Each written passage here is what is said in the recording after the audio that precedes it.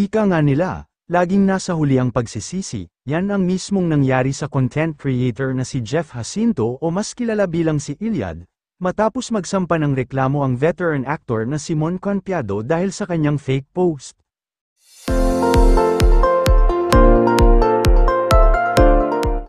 Ayon sa ulat ng Rappler, nag-reach out sa kanila via email si Jeff matapos i-deactivate ang kanyang social media accounts upang ipaliwanag ang kanyang side.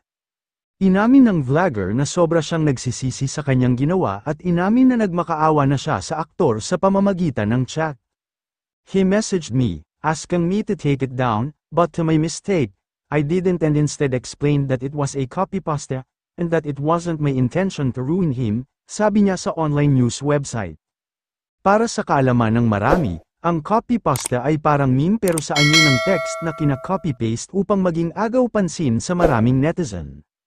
Sinabi rin ni Jeff na isang malaking pagkakamali na hindi niya agad binura ang viral post ng sinita ito ni Mon. Gaya ng naunang lumabas na balita, ito rin ang sinabi ng aktor sa kanyang post at dahil nga hindi ito binura ay nagbabala siya na gagawan niya ito ng hakbang sa legal na paraan. Aminado si Jeff na hindi raw siya sincere nang humingi siya ng tawad sa aktor dahil nais lang niya makaligtas that time. Sinabi rin ng content creator na hindi niya inaasahang lalaki ang isyu na ito. Not foreseeing the repercussions, I wish I could have just taken it down the moment I saw him in the comments, saad niya at idinagdag na hindi niya kilala personally si Mon.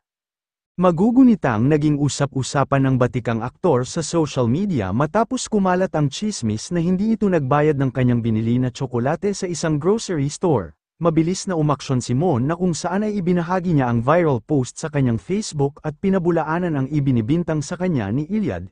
Hindi rin naman ito pinalampas ng aktor at tumungo siya sa National Bureau of Investigation noong Lunes, August 12, para ireklamo si Jeff alias Iliad ng kasong cyber libel.